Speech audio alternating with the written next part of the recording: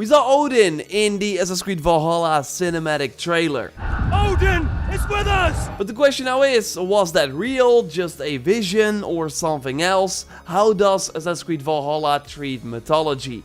We got some ideas thanks to recent interviews and other info that is out there. Will mythical creatures, like we saw in Odyssey, be back in this game? We learned about a new quest in the game as well, and way more. So a like as always would be super appreciated. And let's go. As always, I'd like to remind you at the start of the video about my 2nd May giveaway for a 2020 game of your choice on your platform of choice. So just follow the link in the pinned comment for a chance to win, and be sure you are a subscriber of the channel before you enter, and I will reach out to the winner via the mail. Okay, now let's go back to that cinematic trailer, because the question really is, does Eivor indeed see Odin on the battlefield? Eivor at least believes it, and this gives everyone the extra courage and power to fight the Saxon soldiers. And this is how Ashraf, the creative director on the game, also described it to me in a recent interview. How the Norse mythology is grounded in their day-to-day life, like the Vikings see signs, like if they see a squirrel running by, then they believe that that has a meaning. Another example of mythology in this game is earlier in the cinematic, where we see Eivor walk up to the statue of Odin. The village just made an offer, likely sacrificed a beast in front of the gods, and I think Eivor here gets the blood from this animal on his head to hopefully get more success on his journey to England. But we also see an Uppsala here at the start of the teaser trailer from the looks of it, and this is basically a Viking church or temple with statues of Thor, Odin and Freya, and this is likely where we will go to early in the game in Norway, as we saw in this screenshot as well. Because if we compare it to this shot from the TV show Vikings, and thanks to Lucas for sharing the connection, we see that there are some similarities for sure. And in the TV show, they go here for a special festival that is every 9 years, where they feast and make sacrifices.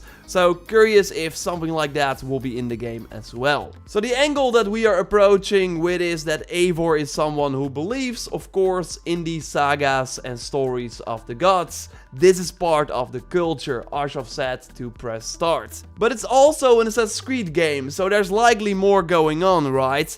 And in the French interview from Julien we touched on in previous videos as well, the producer on Valhalla notes that they found a way to include it into the story and the lore as well, although he would not say anything more.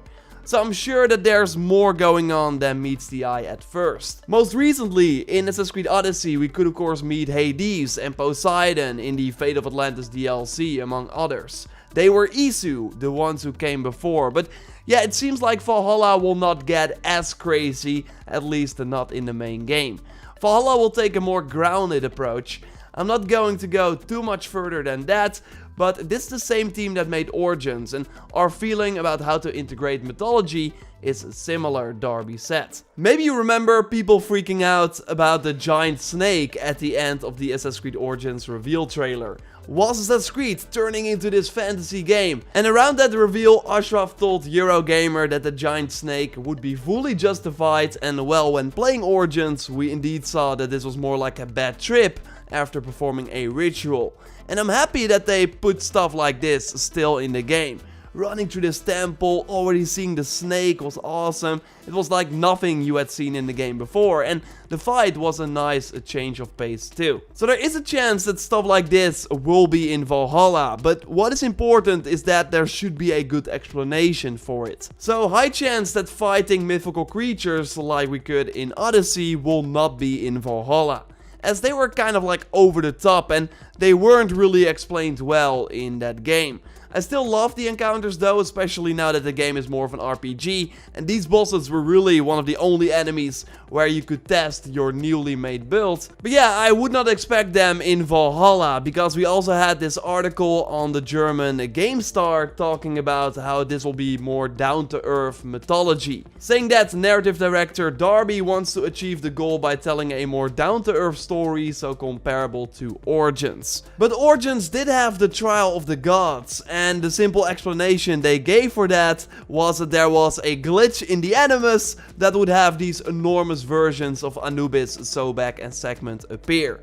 I did not really care how they would appear though, because the content was super unique and maybe a little easy because they were hyping this up as this big max level hardcore challenge. And sure, the hard mode that released later did help, but really like overall the skill and seeing these gods being represented in a way like this was just super cool. And as you might know, these Trial of the Gods were first called Juno events before the game was out. But I guess that they did not want to bring back this main villain because then newcomers would not understand what was going on, and Juno's story was later concluded in a comic. So yes, the Norse mythology will play a big part in Valhalla, although there has to be an explanation behind it from the sounds of it. And with that in mind, it is interesting to look at the new Season Pass mission that was revealed in the German Ubisoft store called The Legend of Beowulf. And thanks to the power of Google Translate, we know that this says "discover the cruel truth behind the legend."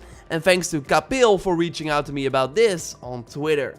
So this is the oldest existing English poem that takes place in Scandinavia and is all about a soldier named Beowulf who defeats an evil monster called Grendel. And after that, the mother of this creature wants revenge, so then Beowulf kills her as well. And I love the animations from this Course Hero video that I totally recommend that you watch to learn more about Beowulf. You can find a link to it in the video description. But yeah, while this story includes these mythical beasts and a dragon later on as well, I don't think we will actually fight them in this mission.